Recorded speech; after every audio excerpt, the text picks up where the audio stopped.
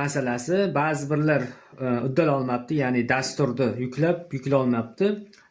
Bu bugungi o'rgatadigan masalam hamma uchun universal, oson variantini o'rgatib o'taman. Qani boshladik. Birinchi o'rinda birinchi o'rinda telefoningizni olasiz va Google Chrome ilovasiga kiramiz. Google Chrome ilovasiga kiramiz va qidiruv bo'limiga Smart to be APK deb yozamiz. APK. Ko'ryapsizmi? Xuddi shunaqa qilib yozing. Smart to be APK deb yozamiz va qidiruv tugmasini bosamiz. Bosganimizda mana bunaqa chiqadi, birinchi bo'lib chiqadi. Smart to be app. Ustiga bitta bosamiz.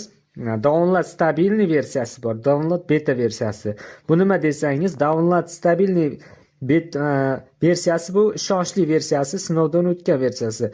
Beta varianti esa bu esa hali sinov tariqasida